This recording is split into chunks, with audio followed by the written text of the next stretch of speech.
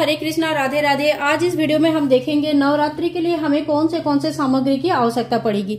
जो जरूरी सामग्री है वो मैं आप लोगों को बता देती हूँ। इसके बाद आप सामग्री को कितने भी चाहे बढ़ाना चाहते हैं और कितनी भी छोटे लेवल पे भी आप पूजा कर सकते हैं। जैसे सिर्फ जल, थोड़ी सी रोली चावल, थोड़ी सी भोग धूप और दीप कर दीजिए, तभी भी आप बहुत अच्छी तरह से पूजन कर सकते हैं। तो चलिए शुरू करती हूँ आज का वीडियो। सबसे पहले देखिए, हमें पूजन के लिए माता रानी की एक फोटो या विग्रह चाहिए होगा। तो आपके मंदिर में जो भी फोटो या विग्रह विराजमान है आप उनको ले लीजिए और उन्हीं की हम पूजा करेंगे। माता रानी को एक बार बैठाने के बाद 9 दिनों तक हिलाया नहीं जाता है। तो आसन किसी ऐसी जगह पे आपको लगानी है जहां पे आपको माता रानी को 9 दिनों तक नहीं हिलाना पड़े। इसके बाद देखिए, कलश स्थापना की जाती है। कलश स्थापना के लिए आपको चावल लेना है। एकदम ऐसे चावल है जो बिल्कुल साबुत है, टूटा हुआ नहीं है। तो इस तरह का आप चावल ले लीजिएगा जिससे हम अष्टदल कमल बनाएंगे। इसके बाद आपको एक कलश की जरूरत पड़ेगी। अगर आप मिट्टी की कलश लेते हैं तो इस तरह का मिट्टी के कलश में आप अपना डिजाइन करके बना सकते हैं। आप चाहे तो तांबा, पीतल का किसी भी कलश का यूज कर सकते हैं। अब इस कलश में डालने के लिए हमें शुद्ध जल और गंगा जल चाहिए, वो भी आप जरूर ले लीजिएगा।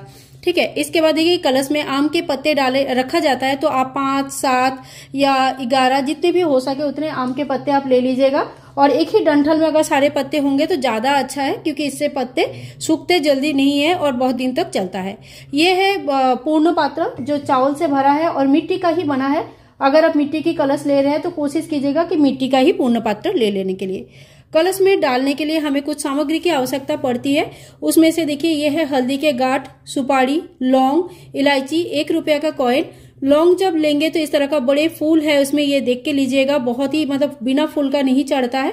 तो ये सारे चीजें कलश में चढ़ाने के लिए हमें चाहिए होगा। कलश में कंठ में बांधने के लिए हमें मौली चाहिए होगा।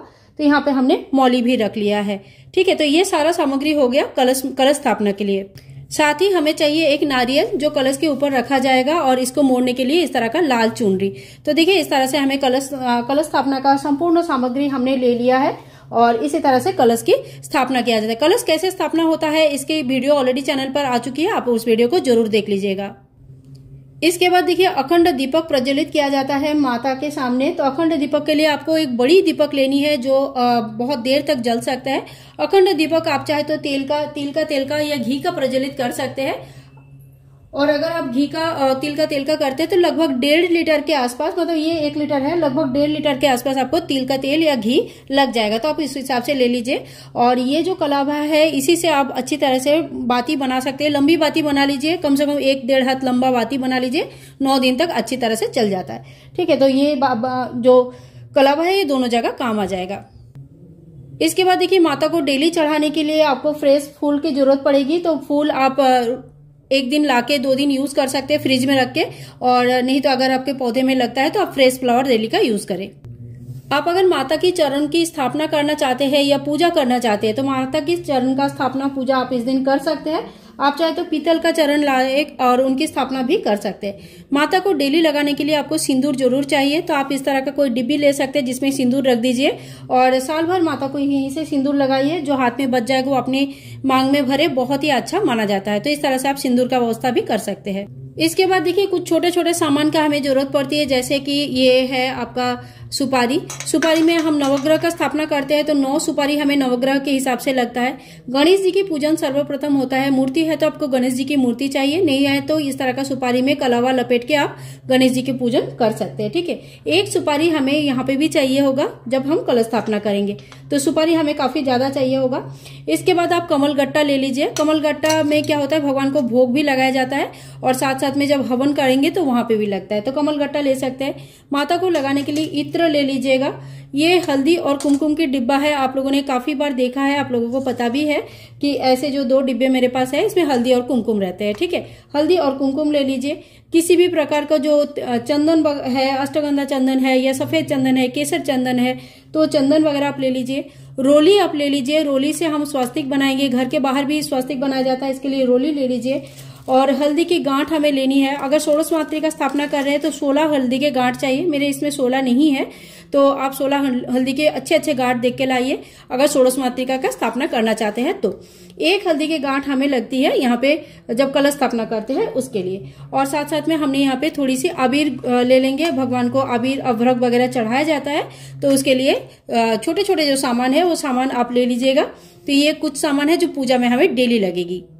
कलावा मैंने आप लोगों को पहले ही बता दिया, ये है जनेऊ, एक पीला और एक सफेद। और सफेद एक जनेऊ मैंने एक्स्ट्रा भी लेके आई हूँ। अगर मंदिर जाते हैं तो वहां भी भगवान शिव जी को एक जनेऊ जरूर चढ़ा के आइएगा। और एक सफेद जनेऊ भगवान शिव जी के नाम पे होता है, पीला जनेऊ भगवान गणेश जी के नाम पे होता है। और एक मंदिर तो आप कभी तो जाएंगे तो वहां पे एक जनेऊ आप चाहे तो चढ़ा के आ सकते हैं। मंदिर में आप एक क्यों ज्यादा जनेऊ भी चढ़ा के आ सकते हैं, एक कम से कम आपको लेना चाहिए। इसके बाद देखिए माता के लिए श्रृंगार की कुछ सामग्री आपको लेनी है। तो कुछ ड्रेसेस वगैरह आप चाहे तो घर पर भी बना सकते हैं, चाहे तो खरीद के ला सकते हैं। यहाँ पे मैंने 16 श्रृंगार ऐसे दिखाया, लेकिन आप अच्छे श्रृंगार लेके आइए जो अपना यूज कर सकते हैं या किसी को देंगे तो वही यूज कर सकते हैं। ठीक है, ये पूजा पर्पस मिलता है, लेकिन ये श्रृंगार जो है ना कुछ काम का नहीं होता है, कोई यूज नहीं कर पाते हैं ये बस ऐसे ही दिखाने के लिए होता है। और यहाँ पे मैंने चुनरी ले लिया ये, और कोई भी एक माला वगैरह लेके आ सकते हैं। ये मैं अपने माँ काली के लिए लेके आई हूँ। सप्तमी के दिन माँ का काली स्वरूप का पूजन होता है, माँ काली का पूजन मैं करती हूँ, तो उनके लिए मैं एक माला लेके आई हूँ। ठीक है, माँ को चढ़ाने के लिए या आप अगर नाम जप करना चाहते हैं तो फिर आप रुद्राक्ष की माला इस दिन लेके आ सकते हैं, और माता के पूजन में आप रुद्राक्ष की माला यूज कर सकते हैं। माँ को आप चाहे तो श्रृंगार में भी रुद्राक्ष की माला पहना सकते हैं। माता को रुद्राक्ष की माला बहुत प्रिय होता है, तो आप चाहे तो श्रृंगार में भी माँ को इस तरह से रुद्राक्ष की माला पहना के भी पूजन कर सकते हैं। ठीक है, माँ के लिए आप अलग अलग रंग का डेली का एक एक चुनरी ला सकते हैं, मतलब 9 चुनरी ला सकते हैं। और अगर 9 चुनरी नहीं लाना चाहते हैं तो कम से कम एक चुनरी आप जरूर लेके आइए जो माता को पहनाने चढ़ाने के लिए। तो एक चुनरी आप पहले दिन चढ़ा दीजिए। संभव अगर बाई चांस नहीं हुआ तो आप कोई भी नवरात्रि के बीच में कोई भी दिन एक चुनरी माँ को चढ़ा सकते हैं। इसके बाद देखिए हमें डेली हवन करनी चाहिए। तो छोटे स्वरूप में भी आप हवन कर सकते हैं, बड़े में भी कर सकते हैं। तो देखिए इस तरह का जो डेली हवन के लिए होता है ना, डेली शाम को संध्या आरती हम करते हैं उसके लिए, तो इस तरह का आप हवन कुंड ले सकते हैं, या बड़ा हवन कुंड जैसे तांबा का होता है वो भी ले सकते हैं। इसके लिए आपको हवन करने के लिए चाहिए गाय के गोबर के उपले। ठीक है, तो गाय के गोबर का ये उपले मैंने घर पे ही दिया था और घर पे ही बनाया हुआ है। ये सारी चीजें गाय का गोबर लेके आई थी मैं, खुद ही उपले बनाया। तो इस तरह का गाय के उपले ले लीजिएगा। और इसके साथ हवन करने के लिए आपको चाहिए होगा कपूर। तो यहाँ पे मैंने कपूर ले लिया। शुद्ध देसी गाय का घी लेनी है। ठीक है, और काला तिल आपको लेनी है। तो देखिए यहाँ पे मैंने थोड़ा सा काला तिल ले लिया है। जो भी सामग्री आपको हवन में यूज करेंगे उसको अच्छे से धूप में सुखा लीजिए, साफ के झाड़ के लीजिए, क्योंकि उसमें कोई कीड़े मकोड़े नहीं होने चाहिए। और इसमें थोड़ी सी हमने गुड़ लिया है, और थोड़ा सा हमें मधु भी डालनी है, हनी भी डालनी है, मतलब जो हमें मध कहते हैं, जिसे हवन में थोड़ी सी मध भी डाला जाता है, क्योंकि हवन में जो भी चीजें हम डालते हैं वो सीधा भगवान को पहुंचता है। थोड़ा सा हम धुना ले लेंगे, गूगल ले लेंगे। गूगल वगैरह घर पर जलाना बहुत ही अच्छा माना जाता है।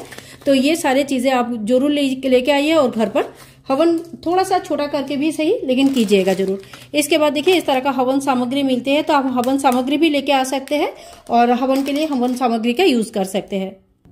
माता को डेली चढ़ाने के लिए पंचमेवा का भोग वगैरह आप तैयार करके रखिए। पहले दिन ही ये सब ला दीजिएगा, मतलब पहले दिन ही आप ये सब व्यवस्था करके रख लीजिएगा। और सुबह सुबह माता को क्या क्या भोग चढ़ाया जा सकता है, इसके ऊपर पूरा डिटेल्स में वीडियो है, तो आप उस वीडियो को भी जरूर देखिए। इसमें देखिए हमने बादाम लिया है, किशमिश लिया है, काजू लिया है, बतासा हमें जरूर लेनी है। साथ साथ में कुछ ड्राई फ्रूट्स वगैरह आप ले लीजिए, और खजूर वगैरह होगा तो ले सकते हैं। तो मॉर्निंग में भोग लगाने के लिए बहुत काम का हो। इसके बाद देखिए हमने लौंग और इलायची ले लिया है। लौंग और इलायची के भोग डेली माता को चढ़ता है, तो और साथ साथ में हवन में भी लौंग इलायची लगते हैं। तो लौंग और इलायची आप जरूर लेके आइए, ये बहुत जगह पे यूज होती है।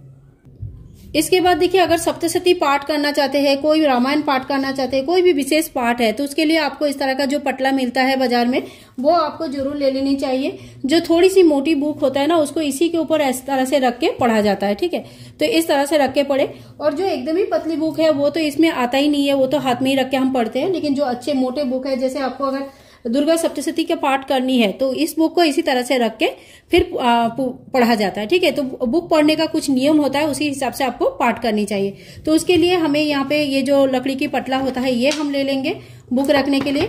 और पाठ हम क्या क्या कर सकते हैं, देखो सप्तशती पाठ कर सकते हैं दुर्गा का, दुर्गा चालीसा हम पढ़ सकते हैं।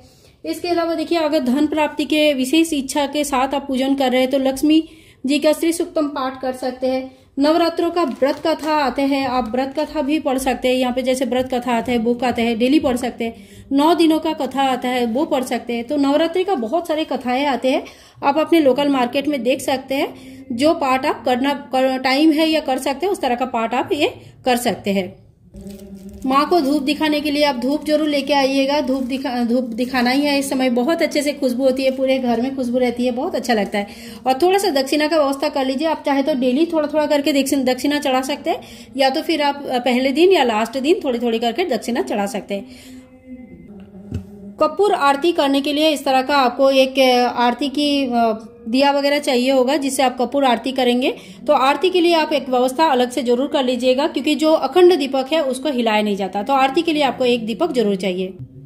इसके साथ साथ देखिए, मैंने शुरू में ही आप लोगों को कहा कि गणेश जी की पूजन से ही हमें पूजा शुरू करना है, और एक सुपारी हमें रखनी है गणेश जी का अगर पूजा करना है। अगर आपके पास इस तरह का विग्रह है या मंदिर में आपका जो भी विग्रह विराजमान है, आप उनकी ही पूजन करें। और अगर आपके पास गणेश जी नहीं है तो फिर आप उस तरह से सुपारी से बना सकते हैं गणेश जी, और फिर उनकी पूजन कर सकते हैं। इसके बाद देखिए, जवारे बोया जाता है। तो जवारे बोने के लिए इस तरह का पात्र मिट्टी के चाहिए होता है, मिट्टी चाहिए होता है और जवारे चाहिए होता है। ये जवारे कैसे बोया जाता है, इसकी वीडियो ऑलरेडी चैनल पर है, आप उस वीडियो को देखना बिल्कुल भी ना भूलें। बहुत ही सरल विधि से मैंने बताया है कि जवारे कैसे बोया जाता है, तो आप उस वीडियो को जरूर देखिए। और किस तरह से हमें ज्वारे बोना है, किस तरह से हमें कलश की स्थापना करना है, ये सारे वीडियोस चैनल पर ऑलरेडी है। पहले दिन भोग किस तरह से लगाया जाएगा, इसकी भी वीडियो चैनल पर ऑलरेडी है।